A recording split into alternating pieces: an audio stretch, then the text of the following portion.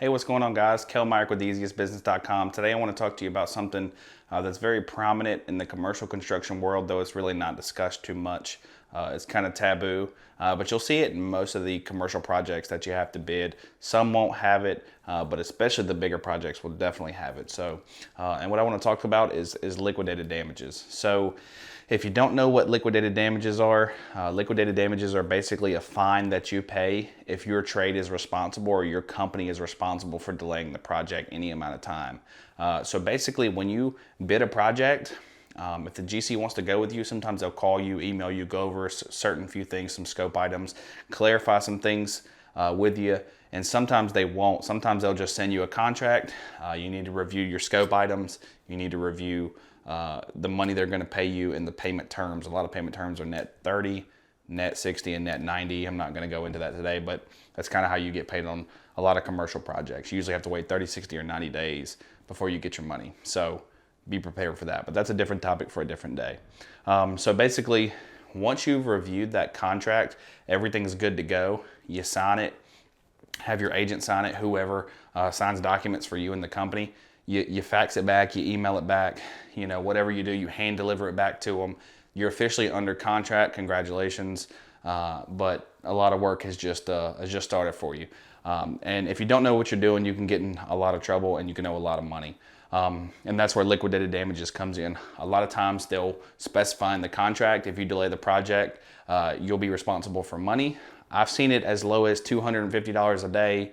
I've seen it as high as $10,000 or $20,000 a day on like big government projects. So you got to really be careful and you got to really make sure you know what you're doing when you bid these projects. And I was talking to a gentleman last night, and I'm kind of going to portray the same information to you as I was talking to him about last night. So, like I said, once you get under contract with that company, they'll send you sometimes they'll provide this before you bid in the preliminary bid items, but in this case, I'm going to use this example like they send you the construction schedule after you're under contract with them.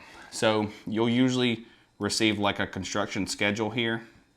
I'm going to make like a makeshift schedule. Just imagine this is your schedule. You'll have like a dates section. You'll have like a number of days section. And then you'll have like trade or work to be done. So over here in your dates, let's just say you start on April 1st. It'll be like 4/1 through 4/14. Hang and tape drywall. Hang and finish drywall. And then over here they'll say, okay, we gave you 14 days to do that.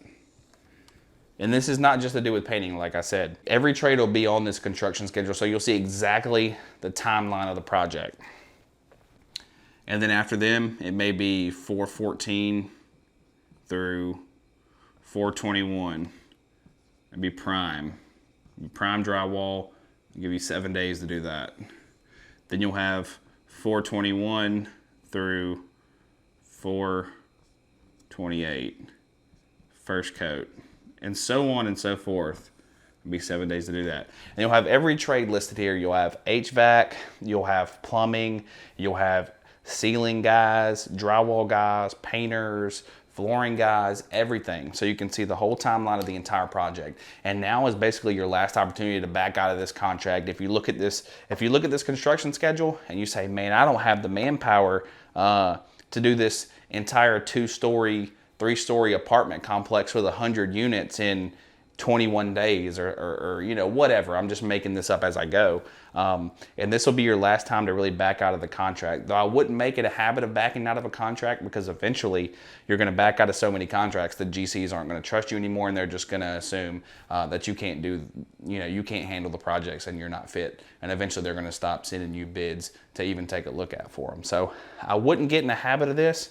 But if you're under contract and you realize that you can't make this schedule, the best thing you can do is call up the general contractor and say, look, I'll bid the next one. I apologize. I took this on. I didn't know the construction schedule was going to be this tight. I can't do this. You can go ahead and give our job to the next sub down the line. And usually they're happy to do that because they are responsible to the client as far as, getting the project done on time. The client doesn't care what subs they use. The client doesn't care the excuses the subs make. The client is going to be mad at the general contractor if they can't deliver the project on time. So the way it goes is your client is your ultimate boss. It comes down to your general contractor, and then your boss as the subcontractor is the general contractor. So your employees as the subcontractor are the lowest on the totem pole. They take orders from you, the sub. The sub takes orders from the GC, and the GC takes orders from the client. So if you can't make it, it's best to cut you out and put another sub in here if you can't make it, because the client doesn't care. You're never going to talk to the client most likely, and you're only responsible to the GC, and the GC is responsible to the client. And if you cause any delays on this project, you're going to be charged lots of money, and you're going to kind of be screwed. So you should have noticed that when the construction schedule came out. If you have any issues or concerns about the construction schedule, when you're bidding the project, you can always ask about the construction schedule before you put a bid in. That way you can just save everybody's time and say, look, I can't do this, or I can do this and I'm going to bid it, or maybe I'm not going to bid it. So that's pretty much going to be it for construction schedules and liquidated damages. It's a pretty simple concept. If you delay the project, you're the one responsible for the money, because they promised a certain date of delivery on the building to the client, and you're the reason that it didn't happen. So don't be the reason projects are late. Be on time, dot your I's, cross your T's, and make sure that you can do what you say you can do in the timely manner that you say you can do it. Thanks, guys.